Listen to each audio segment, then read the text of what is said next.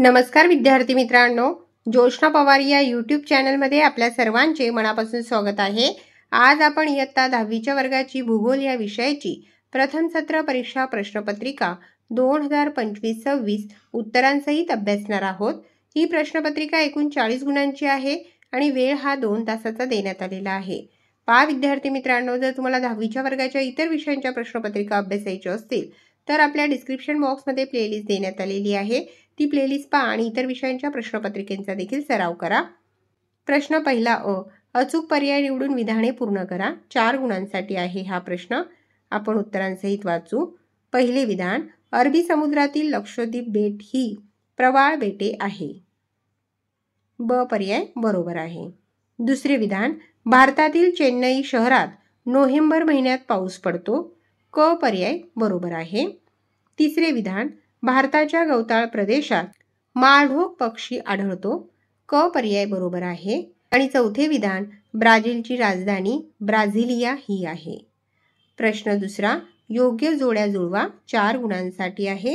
अ गट आणि ब गट देण्यात आलेला आहे। सेंटरमध्ये उत्तराचे वर्णाक्षर लिहायचे आहे।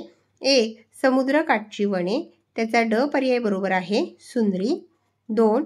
क्रिकेट, त्याचा ई पर्याय बरोबर आहे, भारतातील लोकप्रिय खेळ। 3. पानझडी वने, त्याचा अ पर्याय बरोबर आहे, साग। आणि 4. हिमालय, त्याचा ब पर्याय बरोबर आहे, प्रतिरोध पर्जन्य। प्रश्न तिसरा 4 गुणांसाठी आहे। एका वाक्यात उत्तरे लिहा। पहिला प्रश्न, ब्राझीलचे स्थान कोणत्या गोलार्धात आहे? उत्तर, ब्राझीलचे स्थान उत्तर, दक्षिण आणि पश्चिम गोलार्धात आहे। दुसरा प्रश्न, राजस्थानचा मैदानी प्रदेश इतर कोणत्या नावाने ओळखला जातो? उत्तर, राजस्थानचा मैदानी प्रदेश थरचे वाळवंट आणि मरुस्थळी या नावाने ओळखला जातो। तिसरा प्रश्न, अमेझॉन नदी खोऱ्यात सुमारे किती मिमी पाऊस पडतो? उत्तर, अमेझॉन नदी खोऱ्यात सुमारे 2000 मिमी पाऊस पडतो। चौथा प्रश्न, ब्राझीलमधून कोणकोणती महत्त्वाची अक्षवृत्ते जातात? उत्तर, ब्राझीलमधून विषुववृत्त आणि मकरवृत्त ही महत्त्वाची अक्षवृत्ते जातात। पाचवा प्रश्न, क्षेत्रबेट म्हणजे काय? उत्तर, एखाद्या ठिकाणास प्रत्यक्ष भेट देऊन तेथील भौगोलिक व सांस्कृतिक घटकांची माहिती मिळवणे म्हणजे क्षेत्रबेट होय। प्रश्न चौथा तुम्हास पुरवलेल्या भारताच्या आराखड्यात पुढील घटक दाखवून त्यांना नावे द्या व सूची तयार करा। 6 घटक दिलेले आहेत। कोणतेही 4 घटक तुम्ही भारताच्या नकाशा आराखड्यात दाखवायचे आहेत, त्यांना नावे द्यायची आहेत आणि सूची तयार करायची आहे। असे केल्यास तुम्हाला 4 गुण मिळतील। प्रश्न चौथ्यातील आ प्रश्न, नकाशाचे वाचन करून प्रश्नांची उत्तरे लिहा। नकाशाचे वाचन करायचे आहे आणि 5 प्रश्नांपैकी कोणत्याही 4 प्रश्नांची उत्तरे 4 गुणांसाठी लिहायची आहेत।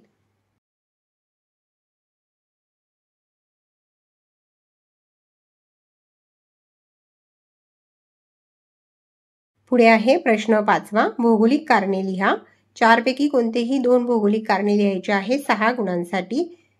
पहिले विधान, क्षेत्रबेटीचे नियोजन करणे आवश्यक असते। दुसरे विधान, ब्राझीलमध्ये पश्चिम वाहिनी नद्या आढळत नाही। या प्रश्नाचे उत्तर अभ्यासू। काही ठिकाणी उत्तर देण्यात आलेले आहे। ब्राझीलची उच्चभूमीची उंची दक्षिणेकडून उत्तरेकडे व पश्चिमेकडून पूर्वेकडे टप्प्याटप्प्याने कमी होत जाते। त्यामुळे ब्राझीलमधील अनेक नद्या या उत्तर आणि पूर्व दिशेने वाहत जातात। या नद्या अटलांटिक महासागरात जाऊन मिळतात। त्यामुळे ब्राझीलमध्ये पश्चिम वाहिनी नद्या आढळत नाहीत। तिसरा प्रश्न आहे, ब्राझीलमध्ये नियमित हिमवर्षाव होत नाही। उत्तर, सर्वसाधारणपणे शीत कटिबंधातील देशात ध्रुवीय वाऱ्यांमुळे नियमित बर्फवृष्टी होते। त्याचप्रमाणे एखाद्या देशातील समुद्र सपाटीपासून अतिउंच असणाऱ्या पर्वतीय अतिथंड प्रदेशात हिमवर्षाव होतो। ब्राझील या देशाचे स्थान शीत कटिबंधात नसून ते उष्ण कटिबंधात आहे। याशिवाय ब्राझील देशात अतिउंच पर्वतीय प्रदेश नाहीत। त्यामुळे ब्राझीलमध्ये नियमित हिमवर्षाव होत नाही।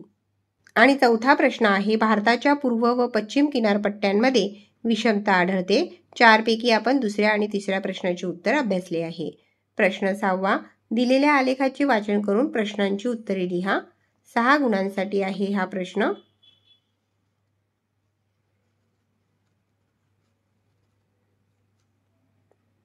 किंवा त्याला और प्रश्न देण्यात आलेला आहे। पुढे दिलेल्या आलेखाचे वाचन करून त्याखाली दिलेल्या प्रश्नांची उत्तरे लिहा। या ठिकाणी आलेख देण्यात आलेला आहे। साक्षरतेचे प्रमाण आणि वर्ष आणि 6 प्रश्नांची उत्तरे लिहिल्यानंतर 6 गुण मिळतील। आलेखावर आधारित पहिला प्रश्न, आकडेवारीतील वर्षांतर किती आहे? आकडेवारीतील वर्षांतर 10 वर्ष आहे। दुसरा प्रश्न, कोणत्या दशकात साक्षरता प्रमाण सर्वाधिक आहे? 2011 ते 2016 या दशकात साक्षरता प्रमाण सर्वाधिक आहे। तिसरा प्रश्न, कोणत्या दशकात साक्षरता वाढ सर्वात कमी होती? चौथा प्रश्न, 1981 ते 2001 पर्यंत साक्षरता प्रमाण किती टक्क्यांनी वाढले? 20.2% वाढले। पाचवा प्रश्न, 2001 साली साक्षरता किती टक्के होती?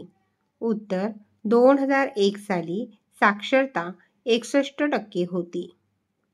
आणि 6वा प्रश्न, साक्षरता प्रमाण वाढत आहे की कमी होत आहे? उत्तर, साक्षरता प्रमाण वाढत आहे।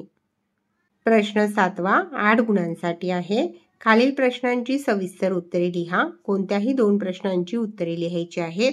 पहिला प्रश्न, क्षेत्र भेटी दरम्यान कचऱ्याचे व्यवस्थापन कसे कराल? उत्तर, क्षेत्रातील पडलेला कचरा संकलित करण्यासाठी मोठ्या आकाराच्या गोणी व पिशव्या बरोबर नेऊ। क्षेत्रभेटी दरम्यान क्षेत्रभेटीत सामील झालेल्या व्यक्तीकडून कचरा पसरणार नाही याची खबरदारी घेऊ। त्यासाठी क्षेत्रभेटी दरम्यान वापरलेल्या कागदी पिशव्या, ताटल्या, खाद्यपदार्थांची वेष्टने, उरलेले खाद्यपदार्थ इत्यादी एकत्र जमा करू। संबंधित क्षेत्रात माहिती फलक, पथनाट्ये, सूचना फलक इत्यादी साधनांद्वारे स्वच्छतेविषयी जाणीव जागृती वाढवू। संबंधित क्षेत्रातील कचऱ्याच्या व्यवस्थापनासाठी संबंधित क्षेत्रातील शासकीय अधिकाऱ्यांशी शिक्षकांच्या मार्गदर्शनानुसार पत्राद्वारे, मुलाखतीद्वारे संपर्क साधू। दुसरा प्रश्न, स्वातंत्र्योत्तर काळात भारत आणि ब्राझील या देशांना कोणत्या समस्यांना तोंड द्यावे लागले? उत्तर, स्वातंत्र्योत्तर काळात पहिल्या 20 वर्षात भारताला 3 युद्धांना सामोरे जावे लागले। स्वातंत्र्योत्तर काळात भारतातील विविध प्रांतातील लोकांना दुष्काळांनाही सामोरे जावे लागले। स्वातंत्र्योत्तर काळात भारतात विविध वित्तीय समस्या, आर्थिक विकासाचा मंद वेग इत्यादी समस्यांनाही तोंड द्यावे लागले। स्वातंत्र्योत्तर काळात ब्राझील देशास विविध स्वरूपाच्या वित्तीय समस्यांना तोंड द्यावे लागले। पुढे आहे प्रश्न 3, भारताच्या हवामानातील हिंदी महासागर व हिमालयाचे महत्त्व थोडक्यात लिहा। 3 पैकी आपण पहिल्या व दुसऱ्या प्रश्नाचे उत्तर अभ्यासलेले आहे।